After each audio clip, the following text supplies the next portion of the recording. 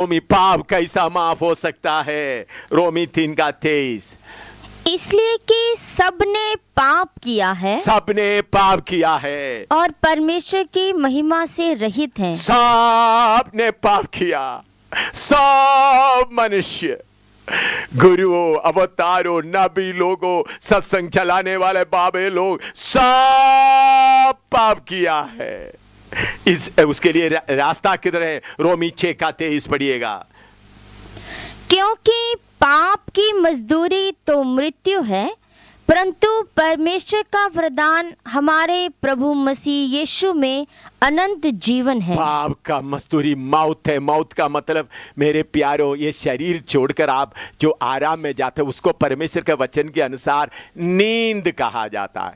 जब एक आदमी, हम तो उसको मौत कहता है, अपना शरीर छोड़कर जाता है, लेकिन परमेश्वर के हिसाब से वो नींद है असली। इसलिए परमेश्वर भजन संहिता में हमने पढ़ा, मनुष्यों लौटाओ, और प्रकाशित वाक्य में पढ़ा सारे परमेश्वर के सामने खड़ा हो जाए। तो असली मौत क्या है? परमेश्वर से दूर होकर आग के झील में, नरक की आग में जलने का हालत को मौत कहता है। शरीर का मौत एक नींद है। जैसा शाम को हम सो जाते हैं, सुबह हम उठ जाता है, इसी में तो मनुष्य, तुम्हारा शरीर से इस दुनिया की मौत के द्वारा थोड़ी देर के लिए नींद में जाएगा, बाद में आपको जगाया जाएगा। वो मौत नहीं। असली मौत क्या है? आप हमेशा तक के लिए, हमेशा तक के लिए, हमेशा तक के लिए आग के झील में जलता रहेगा, तड़पता रहेगा। वो मौत है। लेकिन उसके लिए सर्वशक्तिमान प्रभु यीशु मसीह के द्वारा एक रास्ता खोला है। उसके बारे में बताना चाहता हूं। मत्ती सुसमाचार पहला अध्याय उसका 21वां पद पढ़िएगा। मत्ती सुसमाचार पहला अध्याय उसका 21वां पद पढ़िएगा। वह पुत्र जनेगी और तू उसका नाम यीशु रखना, क्योंकि वह अपने लोगों का उनके पापों से उद्धार करेगा। हाँ मेरे प्यारों, बहुत तेरा लोगों को यीशु का नाम का मतलब मालूम नहीं। उन लोग सोचते हैं ईसाई धर्म का गुरु है यीशु। मेरे प्यारों, प्रभु यीशु मसीह ईसाई लोगों के लिए नहीं आया। यीशु मसीह सारे दुनिया के लोगों के लिए आया। उनका जन्म का जगह आप देखें, बेतलहम में, जो सर्वशक्तिमान परमेश्वर मनुष्य का रूप में आकर जन्म लिया, सारे पृथ्वी का मरकज में जन्म लिया। उत्तर में नहीं, दक्षिण में नहीं, पूर्व में नहीं, पश्चिम में नहीं, बल्कि सारे दुनिया के लोगों के लिए। उनका नाम यीशु रखेगा। यीशु का मतलब है पापों से छुड़ाने वाला। यीशु मसीह का मतलब है पापों से छुड़ाने के लिए अभिषेक करके भेजा हुआ व्यक्ति। वो ईसाइयों का गुरु नहीं, तुम्हारा पापों को छुड़ाने वाला। यूहन्ना 1:29 पढ़िएगा। यूहन्ना 1:29।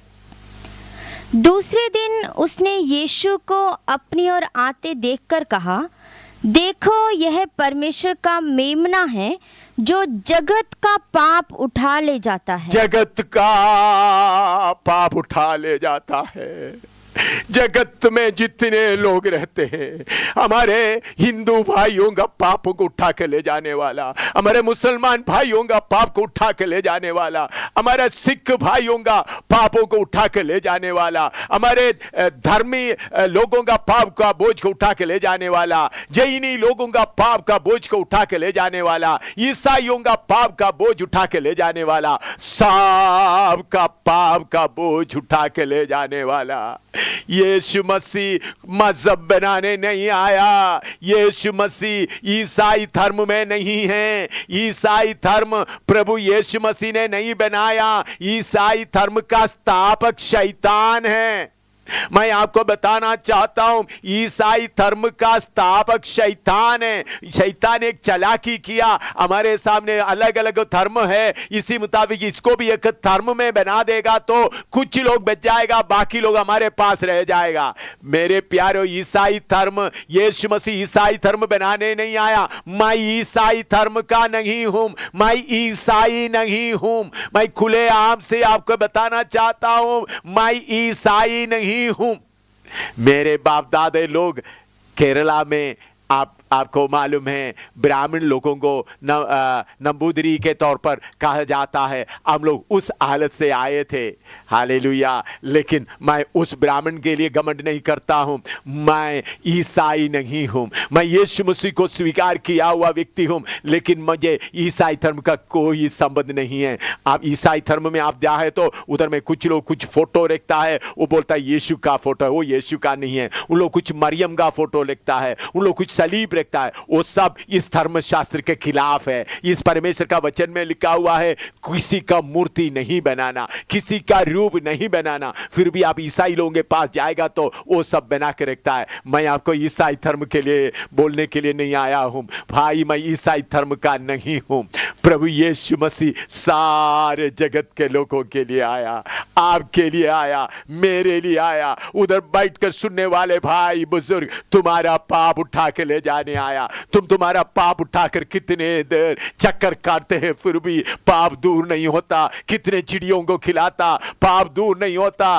तुम्हारा पाप को उठा के ले जाने के लिए प्रभु यीशु मसीह आया। यशायाह 53 उसका 6 पद पढ़िएगा। यीशु मसीह मनुष्य के रूप में इस दुनिया में आने के करीबन 775 साल पहले यशायाह नबी आत्मा में इसके बारे में लिखा है, हम तो सब के सब भेड़ों की नाई भटक गए थे, हम में से हर एक ने अपना अपना मार्ग लिया, और यहोवा ने हम सबों के अधर्म का बोझ उसी पर लाद दिया। देखिए सर्वशक्तिमान परमेश्वर हम पापियों के लिए क्या किया है। उन्होंने मनुष्य का रूप धारण करके आया, वो है प्रभु यीशु मसीह। उन्होंने क्या हुआ, अब मेरा और आपका सबका पाप का बोझ अपने ऊपर उठा लिया। सबका पाप का बोझ उसके ऊपर उठा दिया, रख दिया। हम सब अलग अलग चले गए थे, कोई भक्ति का मार्ग में, कोई अच्छे मार्ग में, कोई योगा का मार्ग में, कोई पुण्य काम के मार्ग में, कोई अपना शरीर को ताड़ना देने के मार्ग में चले गए। तो हमारे सारे लोगों का पाप का बोझ उसी पर ला दिया है। मैं इस प्रभु यीशु मसीह को गेत्सेमनी वाटिका में देख रहा हूं। अपने चेलों के साथ आखिरी भोजन करने के बाद प्रभु यीशु मसीह गेत्सेमनी वाटिका में मेरे और आपका पाप का बोझ उठाते हुए पड़ा है। उनका खून पसीना की तरह निकल रहा है। उन्होंने स्वर्ग में रहने वाला पिता से विनती किया, पिता हो सकते तो ये प्याला मेरे से हटा दे, क्योंकि उन्होंने कभी पाप नहीं किया। यीशु मसीह में 2 स्वरूप आप देख सकता है, परमेश्वर का स्वरूप और मनुष्य का स्वरूप। यीशु मसीह क्रूस पर जान देने के पहले मेरे और आपका पाप उठाते समय में यीशु मसीह के ऊपर यीशु मसीह ने परमेश्वर का जो ईश्वरत्व को हटा दिया, मनुष्य का मनुष्यत्व में उधर पड़ा है। उन्होंने सारे पाप उठा लिया तो बोलता, पिता हो सकते तो प्याला मेरे से हटा दे। 3 बार प्रार्थना किया, उनका खून पूरा पसीने की तरह आ रहा है, फिर भी कोई जवाब नहीं मिला। क्यों? स्वर्ग का परमेश्वर देख रहा है, मेरा वफादार बेटा, मेरा पुत्र जो मनुष्य के रूप में मेरे से निकल गुजर गया, हर बात में वफादार रहा। अगर ये सलीब का दुख नहीं उठाएगा तो मनुष्य कभी वापस नहीं आ सकता। आदम को मैंने मेरे साथ हमेशा तक रहने के लिए बनाया था, लेकिन आदम अपना सोचा से फल तोड़कर खाया, पापी बन गया, मेरे स्थान से निकलकर चले गया।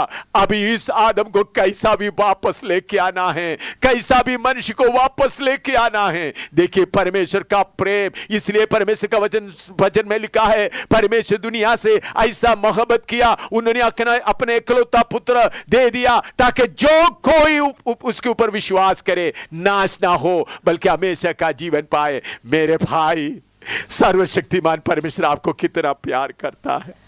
आप कितना पाप किया, फिर भी आपको प्यार करता है, फिर भी आपको ये वचन सुनने के लिए मौका दे रहा है। परमेश्वर आपके लिए अपना पुत्र यीशु मसीह को त्याग दिया। उन्होंने सोचा मेरा पुत्र प्रभु यीशु पूरा तकलीफ उठाने दो।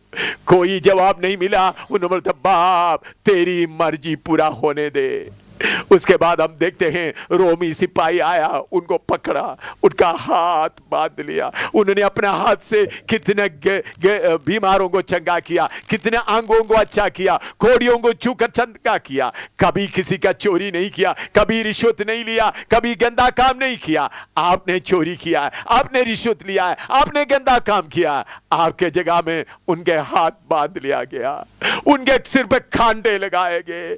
उन्होंने कभी खराब बात नहीं सोचा। आप लालच के कारण पड़ोसी के बारे में क्या क्या सोचा है, अपने रिश्तेदारों के खिलाफ क्या क्या सोचा है, कितने गंदे बात आपका दिमाग में आया।